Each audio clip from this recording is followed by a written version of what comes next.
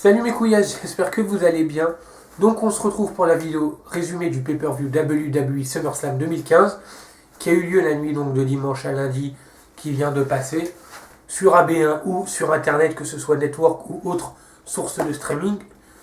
Bien entendu, l'heure en a dépendu. Donc avant de commencer le résumé en lui-même, j'aimerais juste éclaircir un petit point.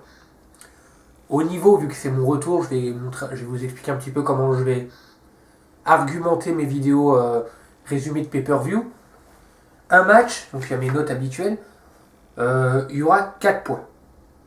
Le rythme global du match, les côtés positifs et les côtés négatifs du match, la fin du match et la conclusion. Donc en gros, une conclusion personnelle du match, qu'est-ce que j'en ai pensé, qu'est-ce que j'ai à dire dessus. Voilà, tout simplement. Ça rendra les vidéos relativement plus courtes, plus structurées, avec un petit peu moins d'humour, notamment pour les résumés, les pronostics. Si je les fais en live, il y aura toujours un petit côté humour, un petit côté délire, etc. Mais pour les résumés, j'ai vraiment envie de faire les choses un petit peu carrées, plus courtes, pour que tout simplement elles soient plus faciles et plus fluides à regarder. Et reste le côté carré, structuré, tout en ayant mes arguments objectifs que j'espère vous faire partager et que vous apprécierez tout simplement ça.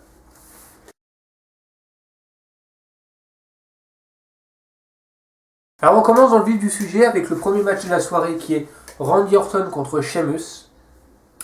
Alors pour le rythme global du match, j'ai noté un match assez lent, mais brutal. Voilà.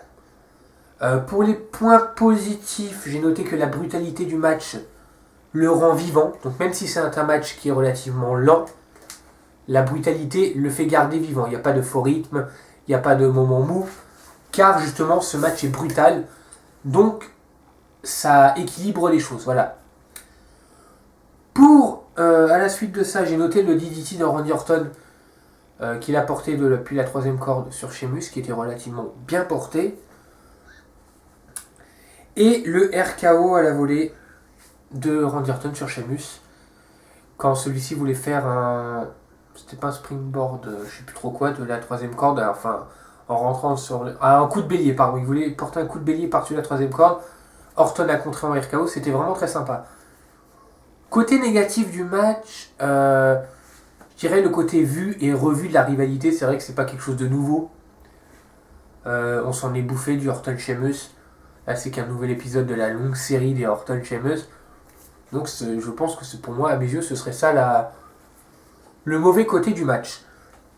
À la fin du match, on a Sheamus qui esquive un RKO que Randy Orton voulait lui porter et enchaîne avec 2 Brogue Kicks. Aussi, c'est un des bons points du match parce que c'était voir l'enchaînement des 2 Brogue Kicks à la suite. J'ai trouvé ça relativement impressionnant. Et donc il enchaîne avec 2 Brogue Kicks sur Orton et gagne le match. Conclusion et avis sur le match, j'aurais envie de dire que c'était un bon match. Notamment un bon opener, c'est-à-dire que ça a mis un petit peu dans l'ambiance directe. Pas de temps mort. Le match relativement court, c'est-à-dire qu'il aurait pu durer peut-être un petit peu plus longtemps. Mais j'ai envie de dire, vu que c'était l'opener et que de toute façon en général c'est vrai qu'il est pas forcément bon de commencer un pay-per-view avec un match très long, le fait qu'il était suffisamment court le rend peut-être plus intéressant, car on est dans le bain sans être ennuyé par un match trop long. Voilà. Alors, oui, je ne noterai pas les matchs, comme beaucoup de mes confrères font, simplement parce que je n'aime pas ces pratiques, on n'est pas en cours ou autre. Donc je me contenterai de dire qu'est-ce que j'ai pensé du match. Donc pour moi, le match était très sympa, bon opener.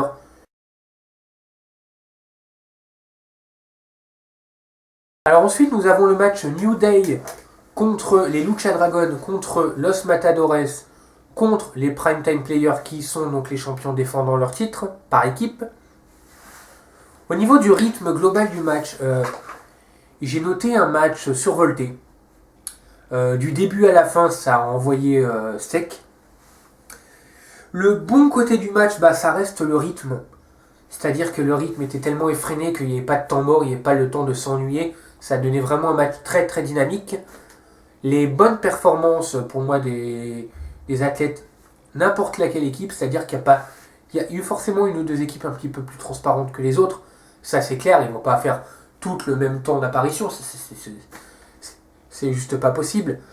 Mais il n'y a pas eu d'équipe, à mes yeux, qui ont fait une mauvaise performance. C'est-à-dire que tous, à un moment donné ou à un autre, nous ont un petit peu vendu du rêve. Donc c'était un très bon match au niveau de la performance, c'était un très bon match au niveau de la rapidité, et tout ça, c'est vraiment des points relativement positifs.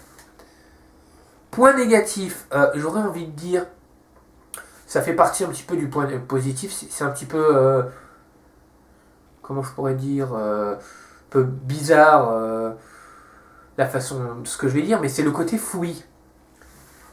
C'est un bon point comme un mauvais point, c'est-à-dire la stipulation Fatal 4-Way Tag Team.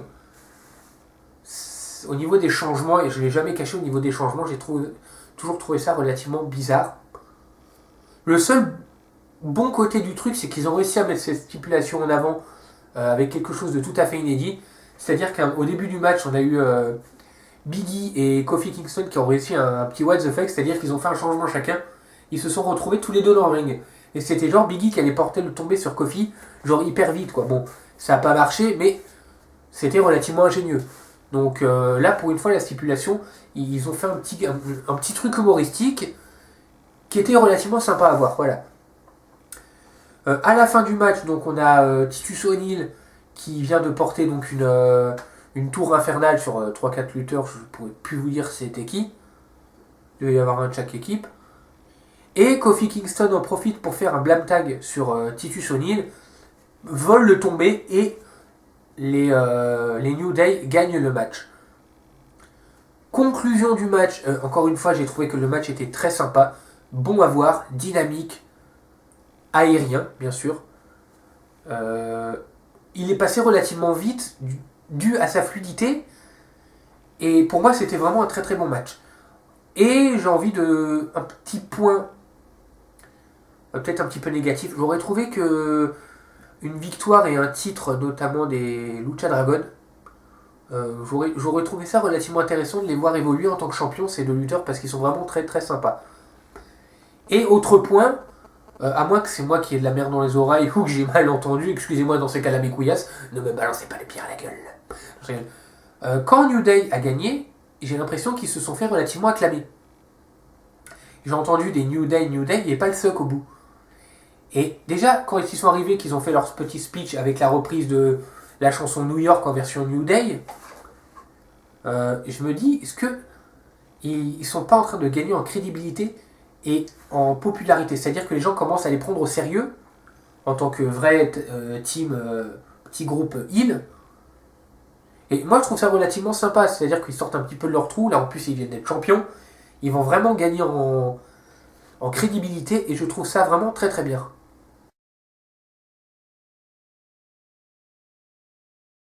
Ensuite, nous avons le match Dolph Ziggler accompagné de Lana contre Rusev accompagné de Summer Rae. Donc pour le rythme global du match, j'ai noté un match en dents de scie. C'est-à-dire qu'il n'était pas foncièrement lent ni foncièrement rapide, même s'il a plus souvent été lent que rapide. Le rythme en fait dépendait exclusivement de qui avait l'avantage. C'est-à-dire que quand Rusev avait l'avantage, le match était lent. Quand Ziggler avait l'avantage, le match était rapide. Ce qui constitue à mes yeux le côté positif et le côté négatif du match. C'est-à-dire le côté positif, quand Ziggler avait l'ascendant, le match était plus rythmé, plus rapide, plus entraînant, plus dynamique. Voilà. Alors que Rusev, quand Rusev prend l'avantage, qui prend l'ascendant, il instaure son vieux faux rythme lent de bagarreur et surtout de heel, parce que beaucoup des heels, surtout quand ils sont plus imposants au niveau gabarit, instaurent des faux rythmes, ce qui à mes yeux rend le match un petit peu, si ce faux rythme dure trop longtemps, c'est un petit peu chiant à mes yeux. Moi j'aime quand les matchs vont vite, que ce soit dynamique, que ça bouge, voilà, faut que ça bouge, parce que sinon tu te fais chier, tu t'endors. Surtout quand il est, moi je regarde pas en live, mais ceux qui regardent à 2-3 heures du matin, voilà, ça s'endort, c'est clair. Autre point positif, j'ai noté le X-Factor de la troisième corde de Ziggler sur Rusev et le somersault de Rusev qui était relativement, pour ma part, appréciable à voir. Au niveau des points négatifs, à part le faux rythme instauré par Rousseff, j'en ai pas réellement trouvé. J'ai trouvé que le match se passait plutôt bien. Et donc en fin de match, ça dégénère donc entre Lana et Summer Rae. Oui, excusez-moi si je lis mes notes de temps en temps. Je sais pas, oui, je suis un peu crevé après le taf. Donc j'essaie de les lire un peu moins pour vous regarder un peu plus, pour avoir l'air un petit peu du mec qui s'en fout. Voilà, voilà, monsieur le professeur, je dis non. On essaie de. Voilà. Je vais essayer de progresser relativement à ce niveau-là. Donc ne me balancez pas des pierres. Voilà, visez le mur derrière moi. Avec amour.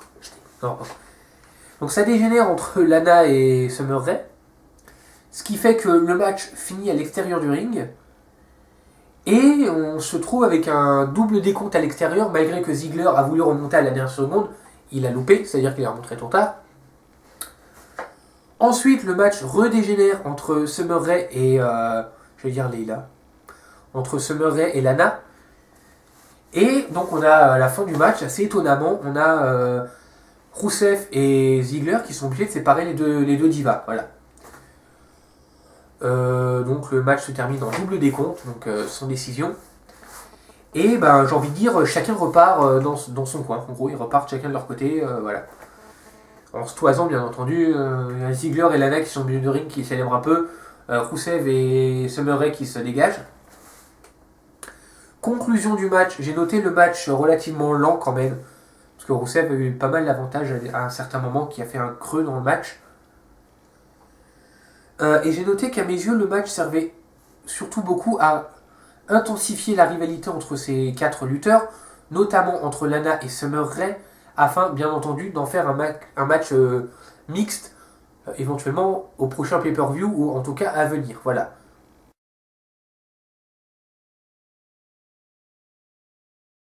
Le match ensuite, King Barrett et Stardust contre Neville et Stephen Amell. Le rythme global du match, j'aurais envie de dire que il était assez plutôt lent et rapide. C'est un petit peu, ouais, comment je pourrais l'écrire, un petit peu un V. Début du match relativement rapide, milieu du match dans le ventre mou comme on pourrait dire relativement lent, et la fin du match qui était à nouveau dynamique. Donc un vrai V. Rapide, lent, rapide.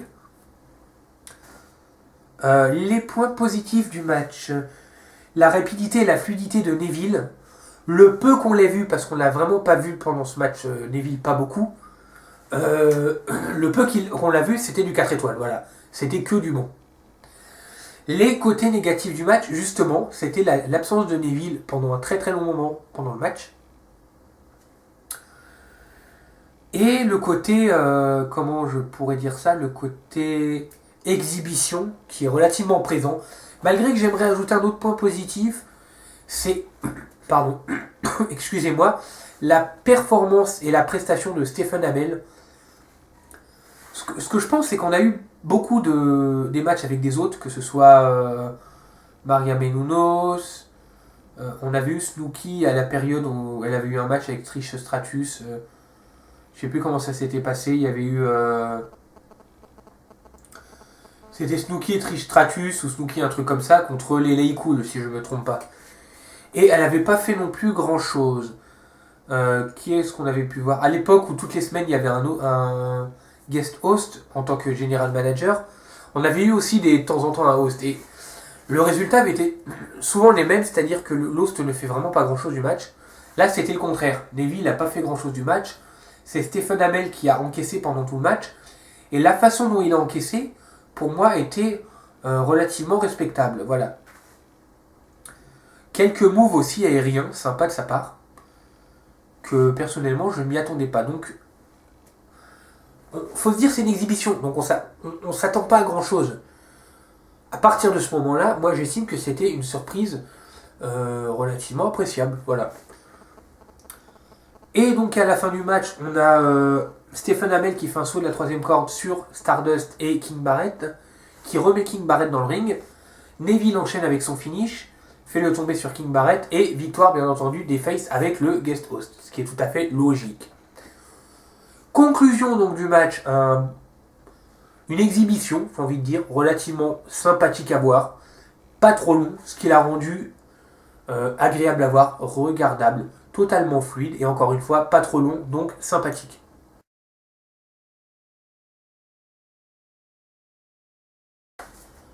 Vient maintenant le match Big Show contre Ryback contre The Miz pour le titre intercontinental.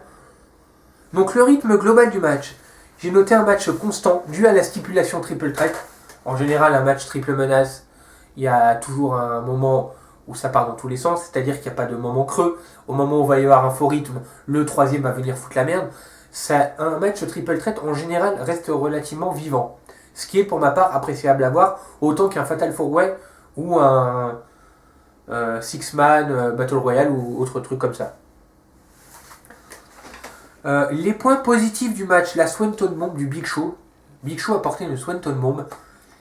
Je ne sais pas si ça a été relaté dans les vidéos et résumés de mes collègues, que ce soit Jordan, que ce soit Danny Ange, que ce soit Antoche M, qui d'autre, que ce soit mon pote, ah non Esmeo, tu fais pas de vidéo du pay-per-view du coup, enfin que ce soit n'importe lequel de mes camarades qui font des vidéos, je n'ai regardé aucune de vos vidéos. Donc je ne sais pas si vous avez mentionné cette prise, moi je l'ai trouvée relativement agréable à regarder, très bien, une bonne surprise. On va dire oui mais elle n'était pas très bien portée non plus. Oui mais le Big Show c'est un petit peu un grand daron de 2m13 qui fait un peu plus de 200 kg et qui a entre la 40 et la cinquantaine. À son âge, vu le gabarit, vu la taille et vu le poids qu'il a, pour moi c'est tout à fait admirable, voilà. Et le côté opportuniste du Miz, qui, je sais pas, si c'est parce que ça fait un petit moment que j'ai pas regardé un pay-per-view, dû à ma pause, mais j'ai trouvé relativement amusant le Miz en tant qu'opportuniste, même si ça a relativement servi à rien. Ça a mis un petit peu de saveur à ce match. Côté négatif du match, le Miz, qui aurait pu tout à fait être absent du match, parce que à part le côté opportuniste, je l'ai trouvé relativement absent. Sauf à un moment, on a eu des enchaînements de finish relativement sympathiques aussi à voir, ne serait-ce qu'un Skull Crush Finale, les KO Punch du Big Show, un Shell Shock de Ryback si je ne me trompe pas. Mais le Miz était relativement transparent par rapport aux deux autres. Encore une fois, c'est mon avis. Si vous n'avez pas le même, je vous invite bien entendu à le communiquer dans la joie et la bonne humeur. Hein. On se balance pas des pierres, on se colle pas sur les gueules, on n'est pas là pour ça. Roulons-nous des pelles. Non, je rigole. Et donc voilà, la fin du match, on a Big Show qui porte un KO Punch au Miz, qui veut porter un KO Punch aussi à Ryback, mais Ryback esquive et arrive à sortir le Big Show du ring. Et au final, Ryback porte le tombé sur le Miz et gagne le match comme ça. Conclusion du match, j'ai noté le match pas trop mal, très court quand même, pour un match de titre intercontinental. Je l'ai trouvé vachement court. Le côté victoire de Ryback en volant le tombé qui aurait dû être le tombé du Big Show, j'ai trouvé ça relativement mauvais. Tout simplement parce que Ryback était blessé, donc il était relativement absent en tant que champion intercontinental. Là, il revient pour défendre son titre. Et il gagne en volant le tombé en volant le tombé provoqué par la prise de finition du Big Show. Ça aurait été Big Show porte un KO Punch au Miz, Ryback dégage Big Show du ring, porte son Shell Shock sur le Miz et gagne comme ça, là ok ça aurait été bien. Mais là en gros il est arrivé, il a juste porté un tombé. C'est vraiment pas crédibilisant du tout en tant que champion intercontinental. Déjà qu'il y en a vachement qui disent qu'il n'est pas très convaincant en tant que champion. Là, c'est pas une victoire qui va le crédibiliser un maximum. Moi, personnellement, je trouve que c'est même le contraire. J'espère que la prochaine défense de titre de Ryback, sa victoire sera un petit peu plus avec du panache, voilà. Sauf s'il perd son titre. À voir, quoi.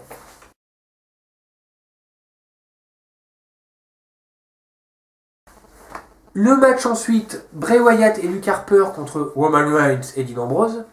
Oui, j'aurais dû dire Dean Ambrose et Roman Reigns. Mais j'avais envie de dire l'inverse. Voilà, je t'emmerde, connard. Non, je rigole. Le rythme du match, très fluide, sans temps mort, agréable à voir. Il est rapide, ça passe crème, comme on dit chez nous. Dynamique, voilà. Le match sans temps mort, au niveau du rythme, parfait. Les points positifs, l'explosivité du match, tout simplement.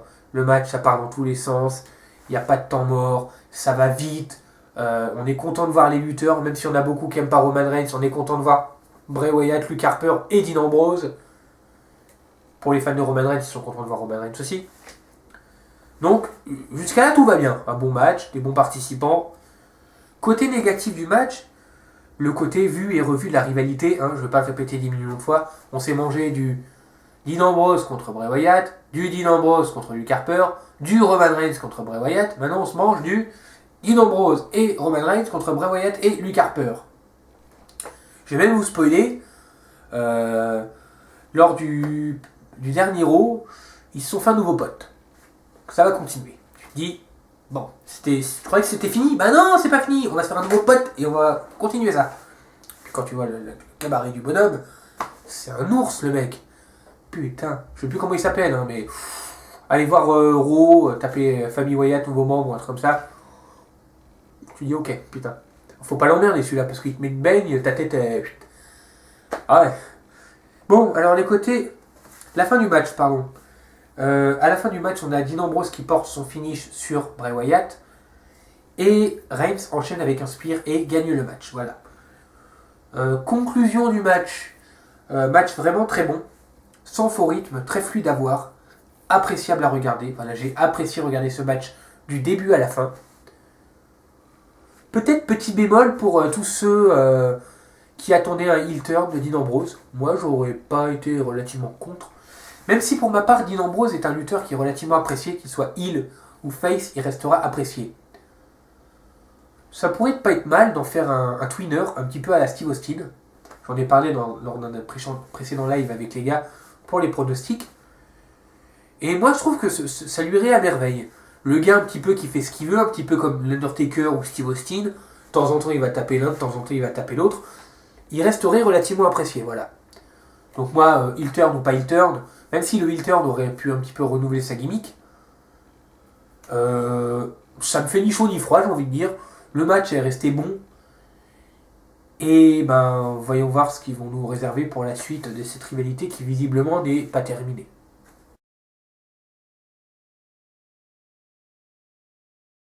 Le match John Cena contre Seth Rollins pour le US title et le World Heavyweight title.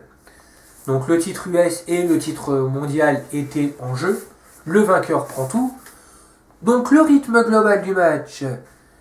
J'ai noté un match relativement fluide et soutenu. C'est-à-dire, encore une fois, dans ce pay-per-view, je trouve qu'on n'a pas eu de match lent. À part peut-être le match Rousseff-Ziggler qui a eu pas mal de temps mort. Pour les restes des matchs, encore une fois, ce n'est que mon point de vue. Si vous n'êtes pas d'accord, j'accepterai le vôtre.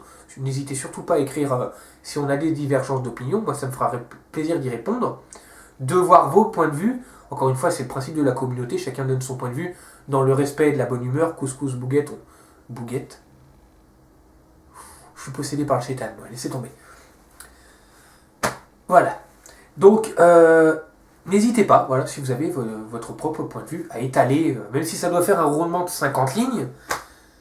Ça fait longtemps que j'ai pas lutté roman, mon cher Manu. Je sais pas si tu vas regarder cette vidéo. Il faudra peut-être t'y remettre, parce que ça me manque. Je t'assure. Et donc, les points positifs du match, j'ai noté la Summer Plancha de Seth Rollins sur Cena à l'extérieur du ring est magnifique. Le attitude adjustment de Seth Rollins sur John Cena, ça m'a fait grandement rire. Point négatif, quand j'ai vu Seth Rollins porter un attitude adjustment sur John Cena, je me suis dit en général quand il y a un cas de figure comme ça, il y a vengeance. C'est-à-dire que Cena s'est pris son finish, je me suis dit à un moment ou à un autre, Seth Rollins va se prendre son finish. Eh merde, eh ben non. Pour moi c'est un point négatif parce que j'aurais adoré voir Seth Rollins se manger un pedigree ou un Kurt Stomp ou un autre truc, une bonne spécialité de sa propre part, porté par Cena. On verra ce que ça aurait donné de la part de Cena. Cena porter un pedigree, ça aurait été assez marrant en fait. Et donc pour moi oui, ça fait partie des points négatifs du match. Donc la fin du match, à la fin l'arbitre est sonné. Donc coup classique, quand tu vois l'arbitre sonner, tu fais ah bon, ça sent pas la couille à 20 km ça, non. Monsieur John Stewart, qui est le guest host du pay-per-view, arrive en mode BG avec sa chaise. Tu te dis, bon, ça sent pas la couille à 20 km ce truc-là. Non, non, non, rien du tout. Il fait mine d'hésiter, ouais, pas très très très crédible tout ça. Et finalement, il a, un éclair de génie. On va taper John Cena. Waouh, la surprise. Je suis surpris. Oui, non mais c'est un peu, voilà, c'est le truc, c'est. Ouais, bon, tu l'as pas vu venir à 10 km. Dès que t'as vu le mec arriver, tu te dis, bon, John Cena, il va s'en prendre une. Faut être honnête. Donc, Monsieur John Stewart met un grand coup de chaise dans le beat de John Cena. Seth Rollins enchaîne avec son pedigree, gagne le match comme ça et devient le nouveau champion des États-Unis et est donc monsieur champion du monde poids lourd de la WWE et champion des États-Unis. Conclusion globale du match. Pour moi, le match était très bon. Seth Rollins nous a fourni une prestation digne du grand champion qu'il est. Je pense que c'était le but du match. Montrer aux détracteurs de Seth Rollins et à l'ensemble du WWE Universe que Seth Rollins est un grand champion, qu'il est capable de faire de grandes choses. Ce match était le match de Seth Rollins. C'est pas du tout Cena qui a été mis en avant. Seth Rollins a été grandement mis en avant. Aussi bien au niveau de sa technique que de son endurance, que de sa prestation au niveau interaction avec les fans qui l'ont grandement soutenu comparé à Cena. C'est un petit peu le héros de la foule, en mode chevalier blanc. En plus, sa petite tenue était assez sympa, en mode tout blanc. Bon. Le bémol, c'est qu'il a gagné avec de l'aide. Encore. Les gens, surtout les détracteurs de Rollins, vont dire oui, Rollins c'est un champion de merde. Il a gagné avec de l'aide extérieure. Oui, il a gagné avec de l'aide extérieure. Le problème, c'est que cette aide, ça ne va pas l'aider. Parce que Seth Rollins, vu le match qu'il nous a sorti, aurait pu gagner tout seul.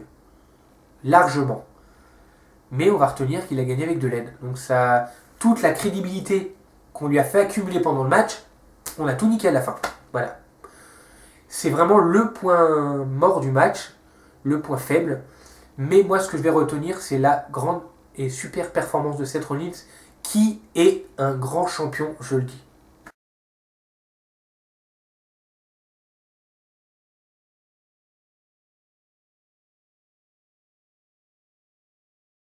Alors donc après le match pour le titre WWE World Heavyweight Championship et US, nous enchaînons avec le match donc Team Bella contre Team Bad contre la Team PCB, Paige, Charlotte et Becky Lynch. Le rythme du match est super du début à la fin. J'ai pas grand chose d'autre à dire à propos du rythme, il est juste magnifique. Voilà. Rien à redire, 5 étoiles du début à la fin. C'est un petit peu comme un nuage. Ça passe tout seul. Voilà. Les points positifs du match. Les nombreuses prises de risque de la part des divas. La mise en avant de la section des divas avec leur performance est juste fabuleuse. Et que dire de plus vraiment la performance des lutteuses. Le match en lui-même est très bon. Tout le match quasiment est un côté positif.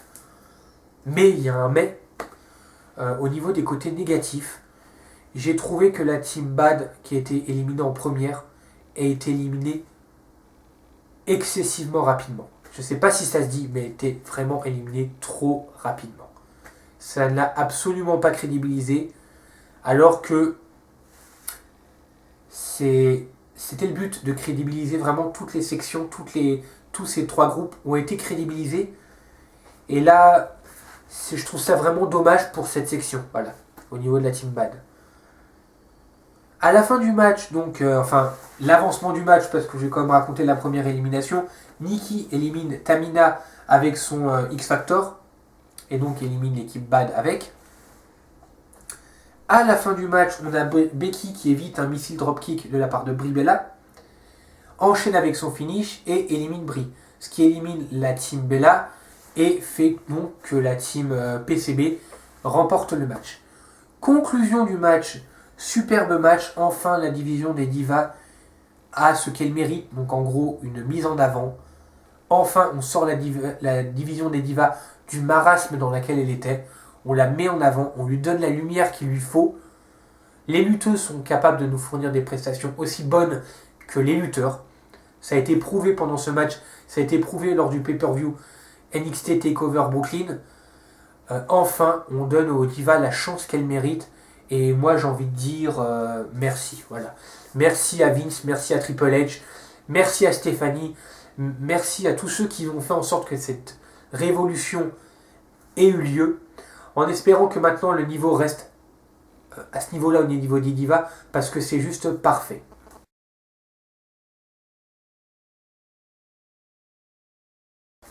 On continue donc avec le match Cesaro contre Kevin Owens.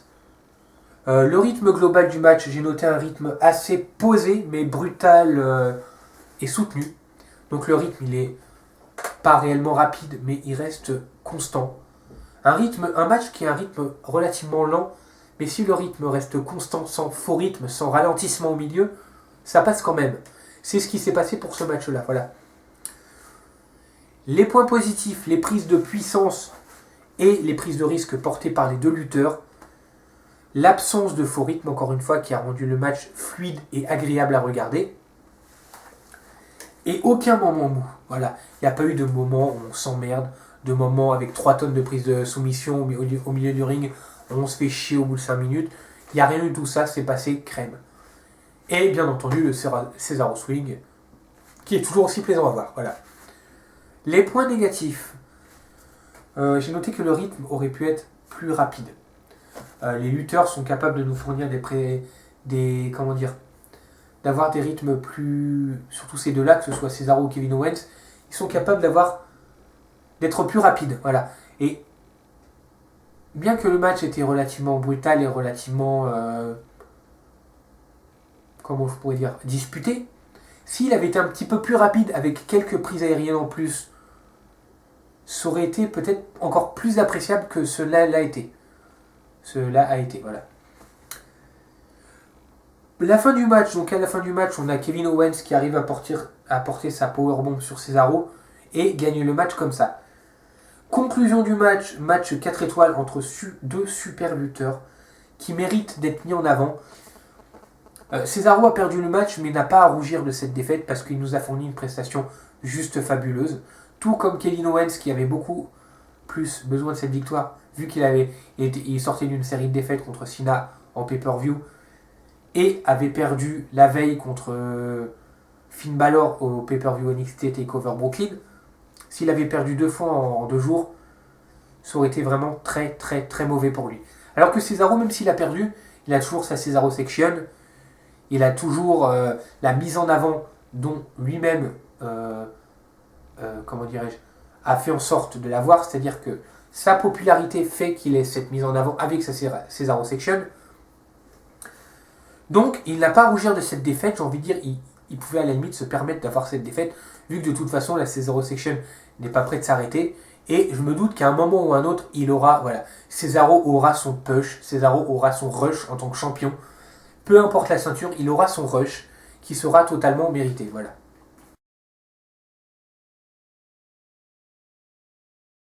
Pour finir, le main event, Brock Lesnar contre The Undertaker, le rematch de WrestleMania 30. Alors le rythme global du match, j'ai noté un début de match explosif, plus lent par la suite, mais constant. Quand je dis plus lent, c'est par rapport au début, parce qu'il reste relativement rythmé ce match-là. Les points positifs, j'ai noté le F5 de Brock Lesnar sur la table de Christophe Ajus et Philippe Chiro, qui m'a beaucoup fait rire. Les points négatifs du match, les points négatifs résident dans la fin du match, donc je ne le dirai pas maintenant, sinon ce sera un spoil de ma conclusion du match, ce que je n'ai pas envie de faire. Voilà. La fin du match, alors à la fin, Lesnar porte sa soumission sur Taker. L'Undertaker tape. Mais l'arbitre n'a pas vu l'Undertaker taper. En revanche, la personne qui est à la cloche a vu l'Undertaker taper et a pris l'initiative de faire sonner la cloche. Or, l'arbitre, qui n'a trouvé ça pas normal parce que c'est à lui de diriger le match, à lui de dire quand la cloche doit sonner ou ne pas sonner, a été voir le gars de la cloche, a dit écoute mon coco, je n'ai pas ordonné que la cloche s'arrête, le match continue. Le match a continué, enfin il n'a pas réellement continué parce que dès que l'arbitre a été distrait et s'est occupé du gars à la cloche, Undertaker en a profité pour mettre un gros méga coup bas à Lesnar et a enchaîné avec son Hell's Lesnar n'a pas voulu taper. Il a préféré faire un royal fuck à Undertaker avant de s'évanouir. Donc, victoire de l'Undertaker par KO. Conclusion du match. J'ai envie de noter un très bon match, une bonne perte de l'Undertaker. Je ne m'attendais pas à une résistance et il l'a quand même bien encaissé, Taker. Et surtout une bonne endurance comme il a eu. Là, je pense qu'il a l'air d'être plus en forme qu'il n'a été lors du match contre Lesnar à WrestleMania 30 et peut-être même lors du match contre Bray Wyatt à WrestleMania 31. Donc à voir qu'est-ce qu'il va nous faire par la suite le Taker. Moi personnellement, ça m'a agréablement surpris. Gros point négatif du match. La fin, notamment avec l'Undertaker qui a tapé. Même si c'est pas officiel, on l'a vu. L'Undertaker a abandonné. L'Undertaker a tapé. C'est tellement décrédibilisant pour le Deadman et sa légende. La légende de celui qui n'abandonne jamais. Ça fait comme si John Cena abandonnait. Même si on ne l'a pas vu, il tape.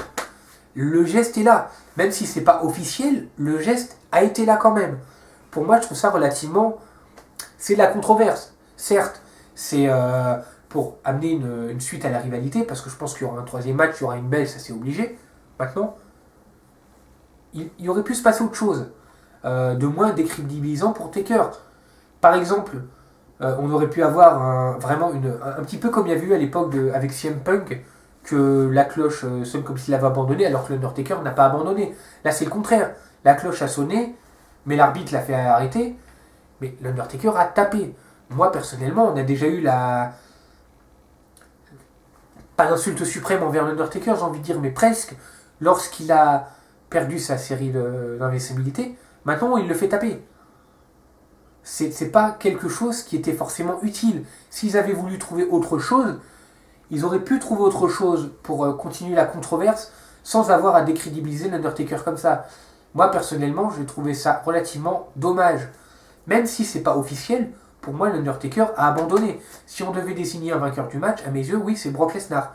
Même si c'est pas officiel. Officiellement, c'est l'Undertaker qui a gagné par KO. Voilà. Et dans ce mauvais côté, le bon côté reste quand même le fuck de l'Undertaker avant de s'évanouir. C'est genre, je n'abandonnerai pas, espèce d'enculé, je préfère m'évanouir, je te pisse à l'arrêt, connard. Et ça m'a tellement fait rire. Parce que c'est tellement classe. Ça a de la gueule. Comment il a fait ça, ça a de la gueule. C'est tout ce que je peux dire. Voilà. Donc, conclusion du match, encore une fois, bon match. La fin, un petit peu bof. Mais avec son lot de controverse qui plaira, j'en suis sûr, à beaucoup d'entre eux. Voilà.